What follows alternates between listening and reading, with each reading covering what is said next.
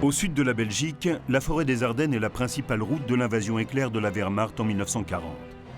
Elle aboutit à la défaite de la France et à la domination allemande dans toute l'Europe occidentale.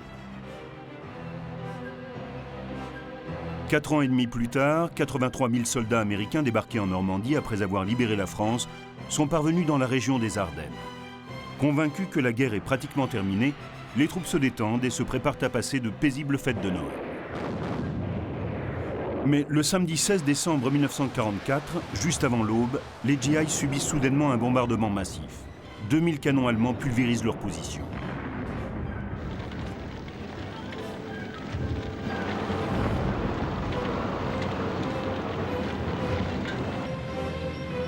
À 5h30 du matin, les troupes d'assaut allemandes, regroupées dans le plus grand secret, se mettent en marche. Elles réunissent 275 000 hommes et plus de 2000 panzers. La contre-offensive allemande, dite von Rundstedt, du nom du maréchal qui en est officiellement responsable, mais ne participera pas à l'action, appelée plus tard Bataille des Ardennes, vient de commencer. Hitler joue là sa dernière carte sur le front de l'Ouest. Son objectif, diviser les forces anglo-américaines pour stopper leur progression en Allemagne. S'il échoue, l'Allemagne perd le meilleur de ce qui subsiste de la Wehrmacht après 4 ans de guerre. Et il s'expose en outre à une défaite sur le front de l'Ouest, comme sur celui de l'Est. C'est au général Omar Bradley que le commandant en chef des forces alliées, Dwight Eisenhower, confie la mission de contrecarrer les plans allemands. Tandis que c'est au feldmaréchal Walter Model qu'Hitler ordonne de frapper un coup décisif. Le résultat va en être un face-à-face capital entre ces deux chefs respectés par leurs troupes. Le 6 juin 1944, le débarquement des forces alliées en Normandie et leur déploiement rapide de part et d'autre du nord-ouest de l'Europe au cours de l'été, puis du début de l'automne, ont d'abord fait croire au commandement allié que l'Allemagne était sur le point de s'effondrer. Le général Omar Bradley, commandant du 12e groupe d'armée, est pour sa part convaincu que la route lui est grande ouverte jusqu'à Berlin. Quant au feldmaréchal Walter Model, qui a succédé le 17 août comme commandant du front occidental au feldmaréchal Gunther von Klug, il sait au contraire que la défaite est possible et ne sous-estime pas la situation. Il hérite d'une armée découragée, sévèrement réduite et totalement désorganisée, dont beaucoup d'hommes se rendent en masse ou battent en retraite. Du jamais vu dans la Wehrmacht.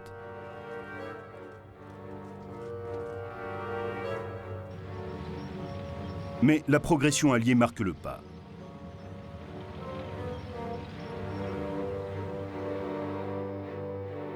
Le général anglais Bernard Montgomery demande instantanément une poussée rapide et en masse en direction de la Ruhr, tandis que le général américain George Patton se déclare favorable à une progression rapide jusqu'au cœur même de l'Allemagne, à travers la Sarre, riche en mines de charbon. Le général Dwight Eisenhower, commandant en chef des forces alliées, se montre lui plus pragmatique et opte pour 2 offensives simultanées. Mais les Alliés se heurtent à un problème de taille. Leurs lignes d'approvisionnement, qui partent toujours de la tête de pont de Normandie, s'étirent donc maintenant de manière dangereuse. Les convois d'approvisionnement, que l'on appelle les Red Bull Express, doivent rouler 24 heures sur 24 pour atteindre les unités sur la ligne de front. Ils risquent alors d'utiliser autant de carburant qu'ils en transportent. Cette crise croissante aurait dû être allégée avec la prise le 4 septembre par les Anglais du port belge d'Anvers, quasiment intact.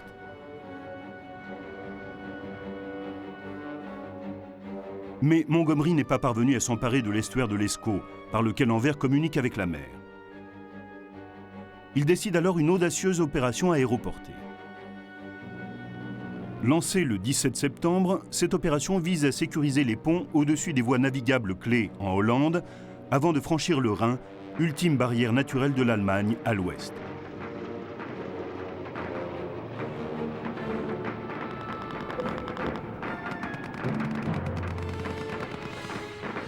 Mais l'opération est un échec. S'y ajoutent les problèmes de ravitaillement des Alliés qui contribuent à ralentir leur progression vers l'Allemagne. L'estuaire de l'Escaut n'est contrôlé qu'à la fin du mois de novembre, permettant enfin aux gros cargos d'accéder au port d'Anvers. Mais il est alors trop tard pour maintenir la vitesse de l'avance alliée.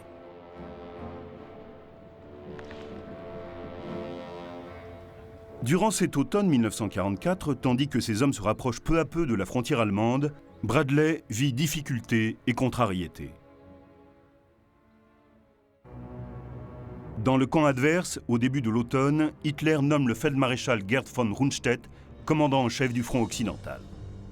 Le feldmaréchal Model est par conséquent placé à la tête du groupe d'armée B, et il veut faire tourner à son avantage les problèmes d'approvisionnement subis par ses ennemis. Le ralentissement de la progression alliée permet à la Wehrmacht de se remettre des désastres de l'été. C'est ce que les Allemands appelleront le miracle de l'Ouest.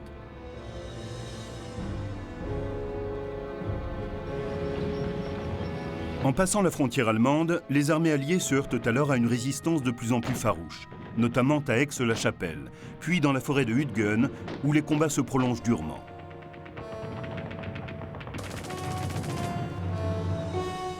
Eisenhower comprend que l'espoir d'achever la guerre en Europe avant la fin de l'année 44 est désormais vain. Plus grave, Adolf Hitler est sur le point de lancer une contre-offensive majeure.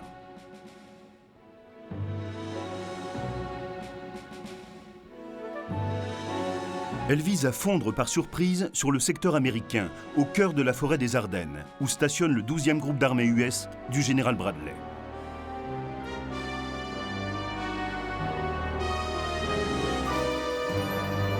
Cette offensive va conduire Bradley et Model à un affrontement direct.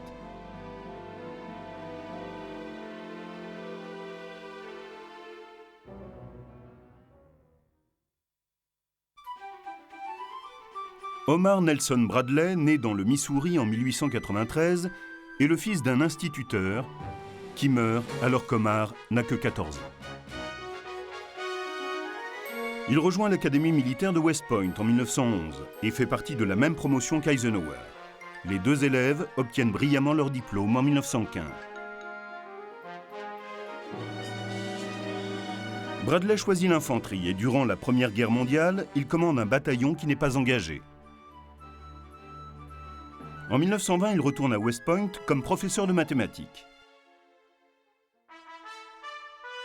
De 1924 à 1934, il sert dans des fonctions d'état-major avant de prendre un commandement d'infanterie. Il gravit plus vite que nombre de ses pairs les échelons de la hiérarchie. Nommé chef de bataillon, Bradley sert ensuite comme instructeur à l'école d'infanterie de Fort Benning, en Géorgie.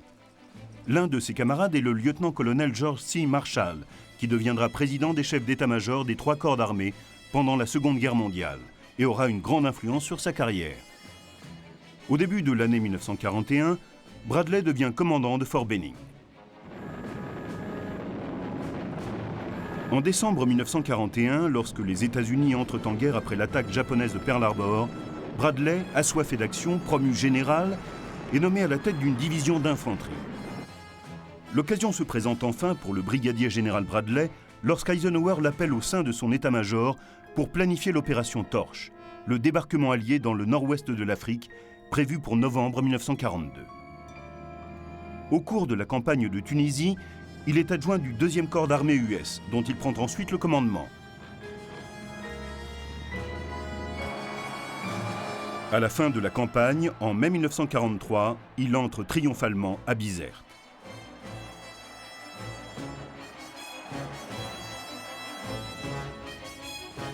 Il commande le 2e corps d'armée durant l'invasion de la Sicile en juillet 1943.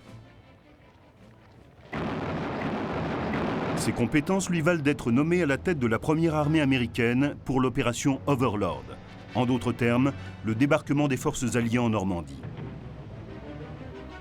Le 6 juin 1944, il est au milieu de ses hommes et dirige les vagues de débarquement. La première armée s'enfonce ensuite dans les terres et mène des combats difficiles dans le bocage normand, farouchement défendu par les Allemands. Le 1er août, Bradley prend le commandement du 12e groupe d'armée, qui, en plus de la première armée, comprend les soldats fraîchement débarqués de la 3e armée de Patton. En ce milieu du mois de décembre 1944, Omar Bradley s'efforce de sortir de l'impasse. Il dresse les plans d'une nouvelle et ultime offensive alliée prévue pour le début de l'année suivante. Né en 1891 à Magdebourg, Walter Model est le fils d'un professeur de musique. Il rejoint l'école des cadets en 1908 comme élève officier. Il quitte l'académie militaire à l'âge de 19 ans avec un grade de sous-lieutenant et choisit l'infanterie. Au cours de la Première Guerre mondiale, il est affecté au front de l'Ouest en tant qu'officier d'état-major. Gravement blessé à 2 reprises, il est décoré tant pour son courage au combat que pour ses qualités de chef.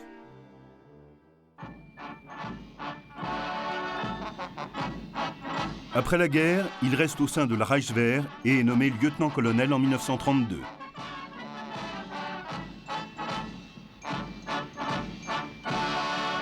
Même s'il n'adhère pas nettement à la cause nazie, Model voit dans le régime une occasion de marquer le reste de l'Europe, et en particulier la France, de l'empreinte de l'autorité militaire allemande. En 1934, le colonel Walter Model prend la tête d'un régiment d'infanterie. En tant qu'officier d'état-major, il joue un rôle clé dans l'élaboration de la Blitzkrieg, qu'il transforme en doctrine pour la guerre future.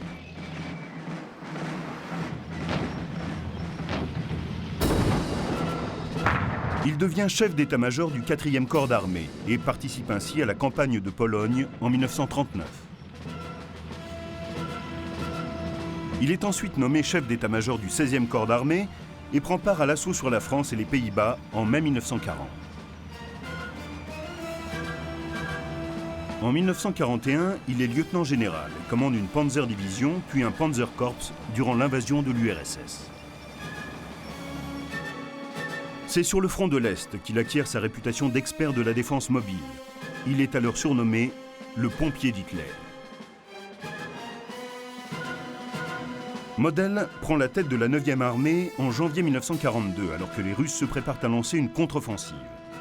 Lorsqu'on lui demande avec quoi il compte sauver la situation, il répond « moi-même ». L'attaque russe est contenue. La 9e armée subit de lourdes pertes durant l'offensive de Koursk en juillet 1943.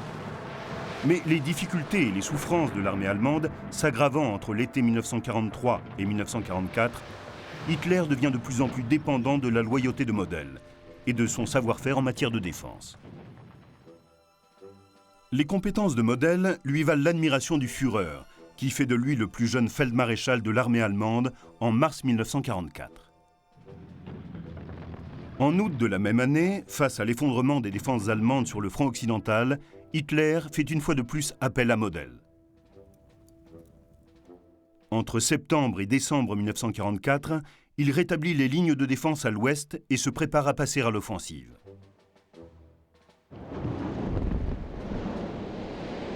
Ainsi, chacun de leur côté, Model et Bradley se préparent à affronter le plus grand défi de leur carrière. Au début du mois de décembre 1944, Eisenhower et ses principaux commandants comprennent que la progression alliée vers le Rhin prendra du temps. Ils restent toutefois optimistes. Les services de renseignements alliés estiment que les forces allemandes à l'ouest perdent encore 9000 hommes chaque jour. Eisenhower et ses subordonnés conviennent qu'en dépit de nouvelles poches de résistance acharnées, la Wehrmacht est néanmoins sur le point de s'effondrer. L'état-major de Montgomery conclut de son côté que l'ennemi est dans une mauvaise passe et qu'il ne peut pas préparer d'offensive majeure. Mais Montgomery se base toujours sur une tactique de front étroit, les Alliés concentrant leurs forces sur une poussée unique en direction de la Ruhr. Bradley, lui, soutient la politique d'Eisenhower qui préconise une progression sur un front plus large.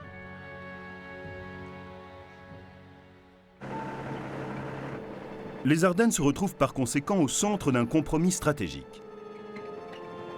Eisenhower surmonte rapidement l'impasse en décrétant que les Alliés atteindront le Rhin en attaquant des deux côtés des Ardennes au début de l'année 1945.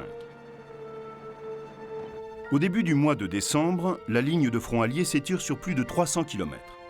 Eisenhower décide alors de réduire ses forces dans les 130 km du secteur central des Ardennes. Considéré comme l'endroit le plus sûr de la ligne de front, il est tenu par 83 000 GIs du 12e groupe d'armée commandé par Bradley. Composé en majeure partie de bataillons d'infanterie, ce groupe d'armée arrive tout juste des États-Unis. Certains de ces soldats n'ont jamais vu le feu, d'autres se remettent de combats difficiles qu'ils ont menés au nord, dans la forêt de Hütgen. Bradley dispose de 250 chars Sherman armés d'un canon de 75 mm. Ils sont utiles contre le Panzer Mark IV allemand, mais ne sont pas adaptés aux Panzer Panther et Tigre, plus lourdement armés. Il dispose en outre de 500 pièces d'artillerie de tout calibre.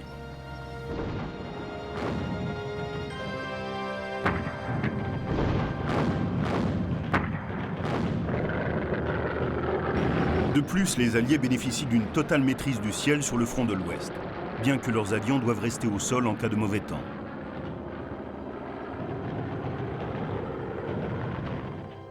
Pour Bradley, tenir les Ardennes avec si peu de troupes est un risque calculé. L'un de ses commandants de corps a, à partir de ses sources de renseignements personnels, exprimé ses craintes face à la possibilité d'une attaque allemande. Mais Bradley estime que ces avis vont à l'encontre du point de vue global des Alliés.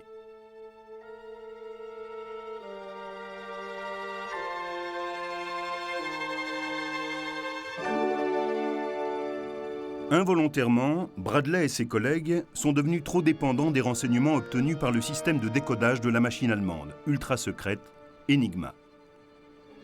Ce système, appelé Ultra, est basé à Bletchley Park, près de Londres. Mais Ultra fournit peu d'informations confirmant une offensive allemande imminente, principalement en raison d'un silence radio imposé par Hitler. Cela laisse les commandants alliés dans un état de confiance dangereux. Dès le 19 août, Hitler et les membres les plus proches de son état-major commencent à bâtir les bases de ce qui deviendra la bataille des Ardennes. Cela montre le joueur invétéré qu'est devenu le Führer. Au cours du seul mois d'août, la Wehrmacht a perdu plusieurs centaines de panzers et plus d'un demi-million d'hommes. Mais Hitler est au courant des frictions qui secouent le camp allié. Il joue avec l'idée d'une contre-offensive surprise à l'ouest qui diviserait les Alliés et causerait l'effondrement de la coalition. Au début du mois de septembre, les Allemands stabilisent le front occidental. Le 16, Hitler convoque ses généraux pour discuter de la situation sur les fronts de l'Ouest comme de l'Est. Le Führer déclare à son auditoire stupéfait qu'une poussée de forces blindées écrasantes se prépare à scinder les Alliés en progressant vers la ville d'Anvers. Pour que la surprise soit totale, l'offensive sera lancée à partir de la forêt des Ardennes, comme en 1940. Mais le bombardement allié des usines de pétrole artificiel allemandes fait que l'on attribue aux unités participantes à l'offensive prévue à peine un quart du carburant qui leur serait indispensable. Pour pouvoir gagner, Model doit donc s'emparer des dépôts de carburant américains afin de réapprovisionner ses panzers. S'il n'y parvient pas, c'est la panne sèche. Bien qu'Hitler lui ait assuré qu'il aurait à sa disposition des troupes éprouvées à lancer contre les Alliés, Model s'oppose farouchement à une telle idée. Avec von Rundstedt, il propose une alternative plus modeste, la prise en tenaille d'Aix-la-Chapelle pour piéger les forces de Bradley le long de la Meuse. C'est ce qu'on appellera la petite solution. Mais Hitler ne veut rien entendre. Face à l'envergure du projet, Model pense que sa seule chance de réussir repose sur l'effet de surprise. L'offensive est donc préparée pour le 16 décembre 1944. La poussée principale se fera à travers les Ardennes, puis bifurquera vers le nord-ouest en direction d'Anvers. Model dispose pour cela de 24 divisions, dont 10 Panzerdivisionen, ce qui représente plus de 275 000 hommes, répartis en 3 armées.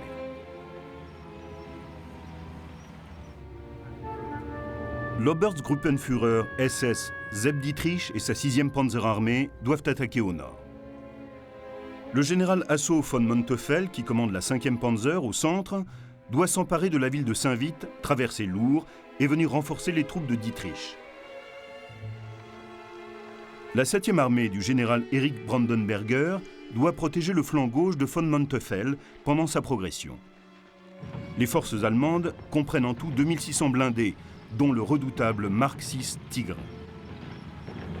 et le Mark V Panther, ainsi que des canons automoteurs. Sur les instructions d'Hitler, Model a concentré 2000 pièces d'artillerie pour assurer un bombardement préliminaire dévastateur et soutenir l'assaut des divisions blindées. Model dispose d'environ 2000 avions, ce qui n'est pourtant pas suffisant pour contrecarrer la suprématie aérienne écrasante des Alliés. Le commandant allemand compte beaucoup sur la ruse et le secret. Le nom de code de l'attaque est Wart am Rhein, garde du Rhin. La diffusion de fausses informations fait croire aux Alliés que l'activité allemande est purement défensive. Les 5e et 6e Panzer sont toutes deux concentrées à bonne distance de leur position de départ, ce qui trompe encore les Alliés. Hitler interdit les communications radio concernant la future offensive. Les messages sont délivrés par des officiers escortés d'agents de la Gestapo. Pour la concentration finale des troupes sur le front, les officiers de l'état-major allemand orchestrent une progression qui s'étend sur 3 jours. Les troupes n'avanceront qu'à la nuit tombée, se cachant le jour dans la forêt. L'opération Condor est montée spécialement pour compléter la ruse. Des commandos anglophones, vêtus d'uniformes américains, mènent des actes de sabotage dans les lignes arrières américaines. Dirigé par le colonel SS Otto Skorzeny, chef d'un commando spécialement constitué, l'opération vise à créer le maximum de confusion et de panique parmi les troupes de Bradley. À la mi-décembre, il semble évident que le moral et la valeur des troupes qui, de chaque côté, se préparent à s'affronter, auront un rôle déterminant dans l'issue de la bataille.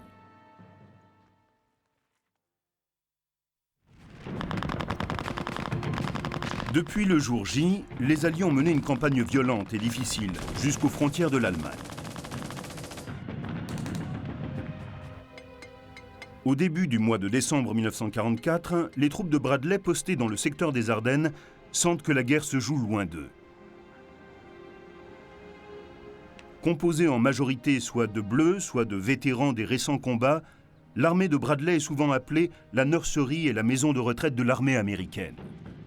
Les fantassins ont essuyé plus de 80% des pertes alliées depuis le débarquement, ce qui a énormément réduit les effectifs des bataillons d'infanterie, en particulier au niveau des officiers expérimentés et des sous-officiers. Les renforts, fraîchement arrivés, ont encore à faire leurs preuves sur le terrain.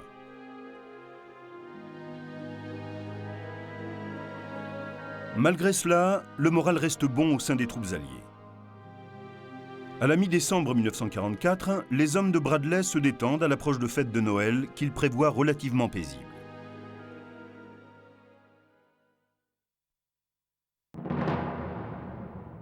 De lourdes pertes ont forcé les Allemands à restructurer leur bataillon d'infanterie en 1944. Hitler a ainsi créé les divisions de Volksgrenadiers qui recrutent les hommes de 16 et 17 ans jusque-là exemptés. D'autres viennent de la Luftwaffe ou de la Kriegsmarine. La plupart sont hâtivement entraînés et connaissent très peu les tactiques d'infanterie. Cependant, pour bien des troupes allemandes obéissantes aux ordres du Feldmaréchal Model, la situation s'est nettement améliorée depuis le miracle de l'Ouest en octobre 1944. Elles se sont défendues avec beaucoup de professionnalisme et de courage. Elles ont réussi l'impossible et fait payer sévèrement aux Alliés chaque mètre de leur progression.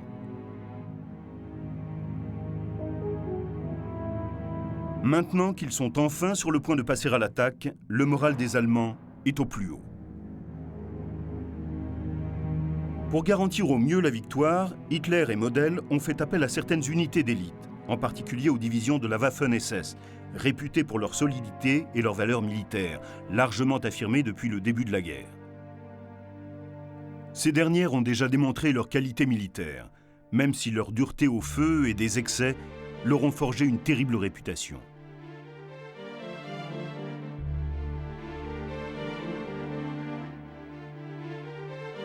Model dispose également d'unités de parachutistes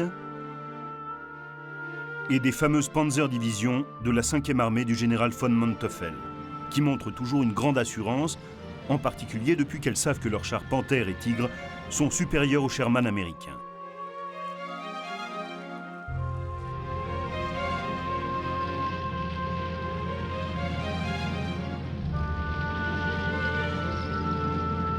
Malgré les réserves personnelles de leur chef au sujet du plan d'Hitler, les troupes de Model sont convaincues qu'elles vont vaincre les Américains et franchir comme prévu les rives de la Meuse.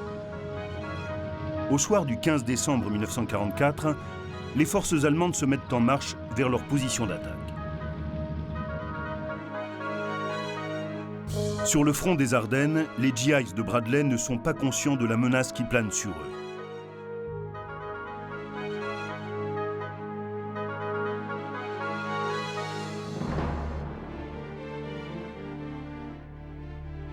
Entre l'insouciant Omar Bradley et le résolu Walter Model, va bientôt éclater une lutte sanglante et sans merci.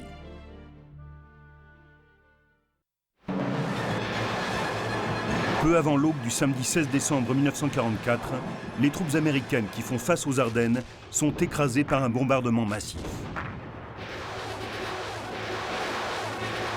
À 5h30 du matin, dans un brouillard quasi impénétrable, les Allemands attaquent. Immédiatement, c'est la panique et la confusion dans les lignes américaines. Au centre, la 28e division américaine recule rapidement, tandis qu'au nord, les premiers éléments de la 106e division se retrouvent coupés des autres. Pourtant, quelques unités isolées parviennent à rester en place, empêchant les Allemands de réaliser une première percée jusqu'aux rives de la Meuse. Sur le flanc nord, la 6e SS Panzer Division de Zeb Dietrich se trouve bloquée par les hommes de la 99e division de Bradley. Se heurtant à une résistance plus forte que ce qu'il avait prévu, Dietrich décide d'envoyer l'une de ses divisions vers le sud, où les Américains semblent plus faciles à atteindre. Les Allemands réalisent une percée de 8 km, se dispersant pour déjouer les manœuvres de défense des troupes de Bradley autour du Schnee-Eifel, un saillant de petits villages et de collines boisées. Au centre, la 5e Panzer de Manteuffel progresse encore. Au cours de la journée du 16 décembre, ces chars franchissent la rivière Our sur des ponts provisoires. Une percée se dessine en direction de Bastogne. Il paraît bientôt évident aux yeux de Model que la prise du nœud routier de Bastogne est effectivement déterminante pour le succès de l'offensive allemande.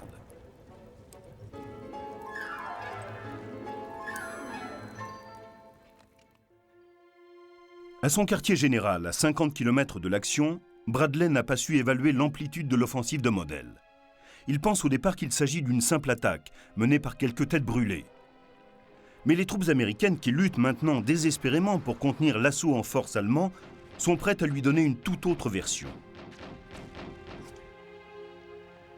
Les centaines de prisonniers américains n'ont pas eu de chance. Beaucoup sont capturés avant même d'avoir pu résister, écrasés par l'intensité de l'attaque allemande. Eisenhower ne partage pas l'opinion de Bradley et craint une offensive majeure. Il envoie 2 divisions blindées des formations voisines prendre position sur les flancs de la ligne allemande. Les soldats du génie américain aident à ralentir la marche des Panzers. Ils créent des obstacles en travers des lignes de progression ennemies et font sauter les ponts avant que les chars de Model ne les atteignent.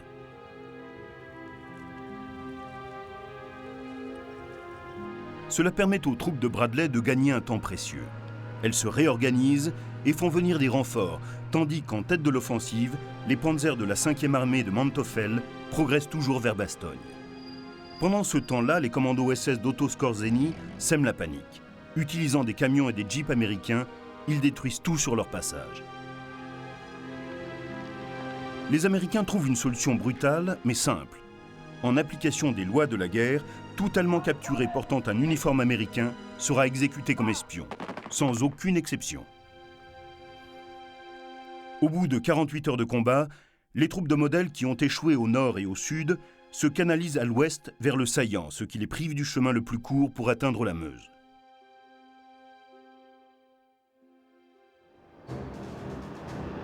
La majorité des groupes de combat de Zeb Dietrich s'est forcée de s'arrêter. Mais pour réussir cette percée difficile, l'Oberstgruppenführer compte sur un bataillon d'élite, le Kampfgruppe SS Piper. Il est composé de 100 véhicules blindés et d'environ 5000 hommes de la première SS Panzer Division, issue de la Leibstandarte SS Adolf Hitler. Âgé de 29 ans, son commandant, le Standartenführer Joachim Piper, est un soldat politique. Vétéran des batailles sanglantes du front de l'Est. Dietrich comprend qu'il doit absolument atteindre l'immense dépôt de carburant américain de Stavelot pour réapprovisionner ses chars. Sa percée dépend maintenant de Piper et de ses formidables Panzer Tigre de 70 tonnes, que les 18 cm de blindage rendent quasi invulnérables.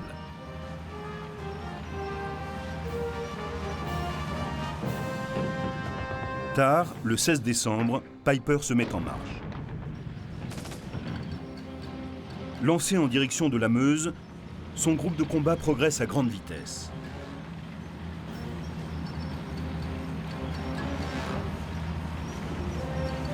Mais le 17, le manque de carburant l'empêche d'exploiter une brèche dans la ligne de front américaine, rapidement refermée. À la recherche d'une nouvelle ligne de progression, il rabat alors ses blindés sur la ville de Malmedy. Situé maintenant derrière les lignes américaines, Piper tend une embuscade le 17 décembre à un bataillon d'artillerie d'observation américain en route pour le front.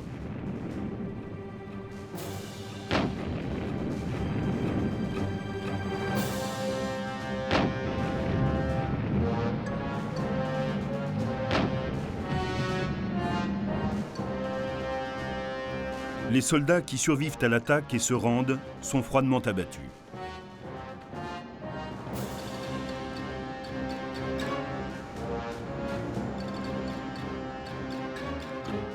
Cela est loin d'être un incident isolé. Des civils belges innocents, hommes, femmes et enfants, sont également assassinés de sang-froid par les hommes de la Waffen-SS. Piper est déterminé à avancer.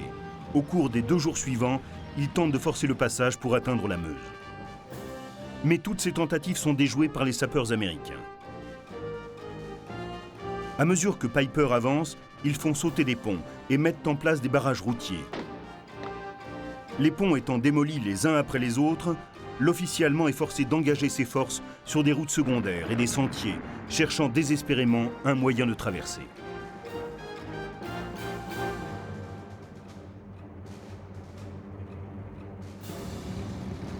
Piper ne peut s'empêcher de maudire ce fichu génie américain.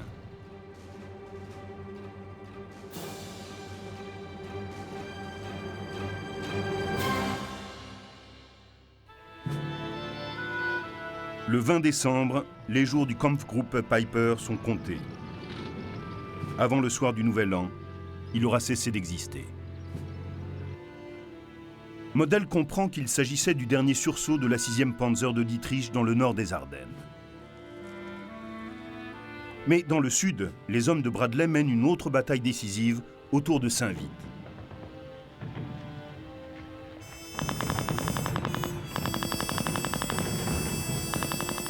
Saint-Vith et Bastogne, au sud, sont en effet des routes clés pour l'accès à la Meuse. Bradley sait qu'il doit garder le contrôle de ces 2 villes pour éviter une percée allemande. Il se tourne alors vers Patton, qui commande la 3e armée dans le sud des Ardennes, et lui ordonne de lancer 3 de ses divisions vers le nord, en direction de Bastogne. Le 20 décembre, au même moment, Eisenhower place Montgomery à la tête des forces alliées sur le flanc nord des Ardennes. Le 30e corps d'armée britannique rejoint alors la bataille en déployant ses forces pour protéger les gués sur la Meuse.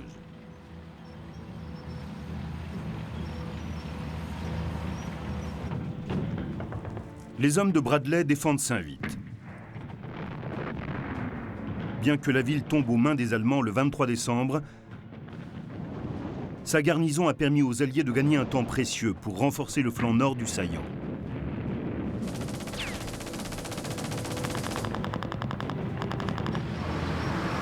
Model reste déterminé à franchir la Meuse avec l'aide de la 5e Panzer de Manteuffel.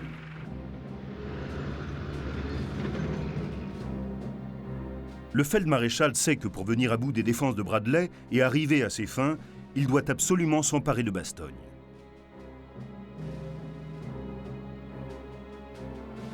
Occupée et défendue par la 101e division aéroportée américaine et par un groupe de combat de la 10e division blindée, la ville est sur le point de devenir la pierre de touche du sort de Bradley et de Model.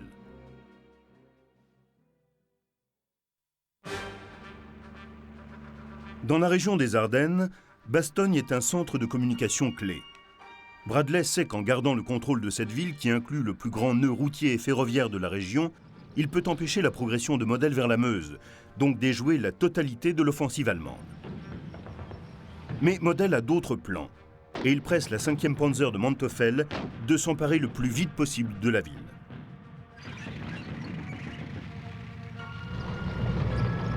Le 22 décembre 1944, isolé par 3 divisions allemandes, Bastogne, assiégée, est le théâtre de violents combats qui font rage de jour comme de nuit. Lorsqu'on somme le brigadier général Anthony McAuliffe, commandant des 14 500 hommes de la garnison de Bastogne, de se rendre, sa réponse est éloquente. Des clous. Il a été rassuré la veille lorsqu'une brève amélioration du temps a permis à un avion allié de venir réapprovisionner la ville qui en avait fort besoin. Mais quand les Allemands lancent le gros de leur offensive, les Alliés sont presque écrasés. Les combats font rage pendant 3 jours.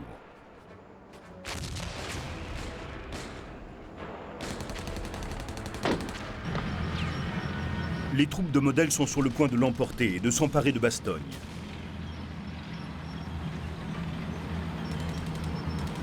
Le jour de Noël, elles mènent leur assaut le plus féroce et percent les défenses de McAuliffe sur 2 points. Quand le commandant du 502e régiment aéroporté demande au téléphone où se trouve l'ennemi, on lui répond sans ménagement que s'il jette un œil à la fenêtre, il se trouvera nez à nez avec la gueule d'un canon 88.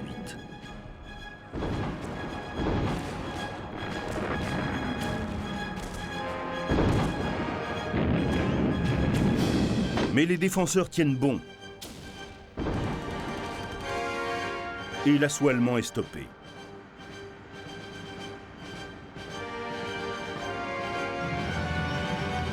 Le 26 décembre, arrivant du sud, les fers de lance des blindés de Patton se joignent aux défenseurs de Bastogne. Grâce à un tour de force logistique, Patton est parvenu à amener dans le nord la quasi-totalité de sa 3e armée. Il perce un trou béant dans l'axe sud de la ligne de progression de Model. Les formations blindées allemandes postées dans l'ouest de Bastogne sont maintenant isolées et à court de carburant, ce qui les rend vulnérables aux contre-attaques alliées. Ils vont être la cible d'un bombardement précis de l'artillerie de Bradley.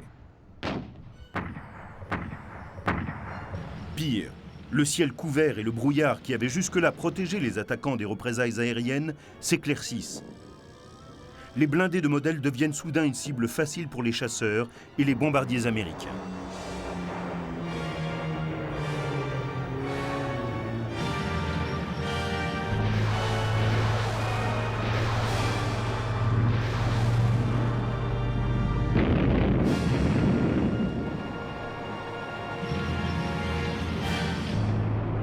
Un pilote américain rapporte après l'atterrissage qu'il vient juste d'être le témoin d'un grand massacre.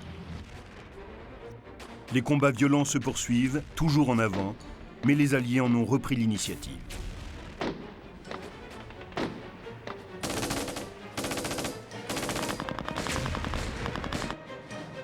Bastogne est sauvée. Les troupes de Bradley ont empêché une percée allemande vers la Meuse et au-delà. Eisenhower planifie maintenant des attaques simultanées depuis le nord et le sud, devant se rejoindre à Oufalise pour prendre le saillant en tenaille.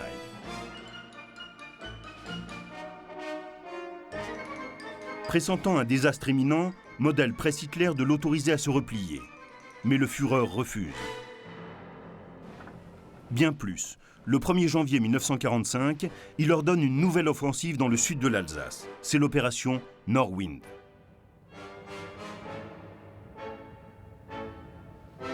L'attaque échoue et Model perd 25 000 hommes.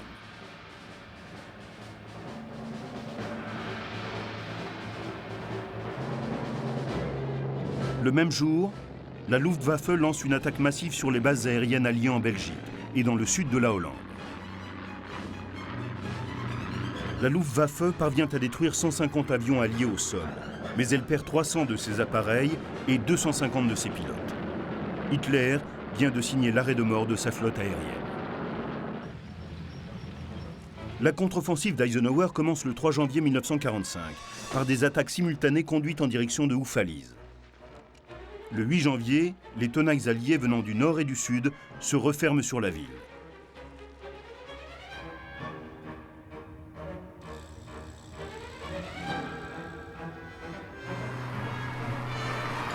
Model ordonne le repli de toutes ses unités blindées restantes.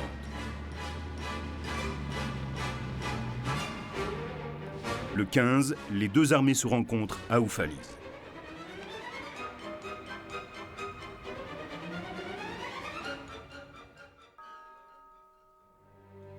Une fois les forces alliées réunies, le saillant des Ardennes est quasiment éliminé. Le 18 janvier, la ligne de front alliée retrouve sa position initiale.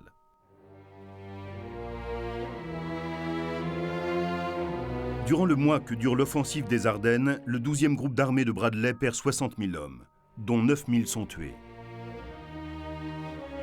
15 000 soldats américains sont faits prisonniers. Mais les Allemands, eux, perdent 120 000 hommes. 13 000 d'entre eux meurent au combat, 50 000 sont capturés. Model perd également plus de 800 Panzers. Le dernier grand pari d'Hitler se révèle être une folie désespérée. Omar Bradley garde le commandement du 12e groupe d'armée jusqu'à la fin de la guerre. Après la bataille des Ardennes, il orchestre la progression régulière des Alliés en direction du Rhin.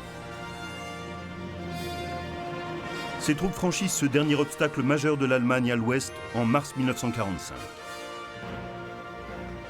Peu après la victoire du 8 mai 1945, Eisenhower décrit Bradley comme le plus capable des généraux que l'Amérique ait jamais connu. Après la Seconde Guerre mondiale, Omar Bradley sert jusqu'en 1947 comme administrateur principal auprès du ministère des Anciens Combattants à Washington. Il est nommé chef d'état-major de l'armée américaine en 1948, puis président des chefs d'état-major des 3 corps d'armée l'année suivante.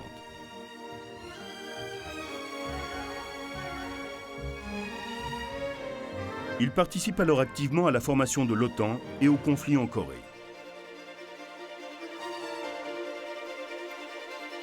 Il accède en 1950 au grade peu répandu dans l'armée américaine de général à 5 étoiles. Omar Bradley meurt en 1981, après une retraite joyeuse et bien remplie.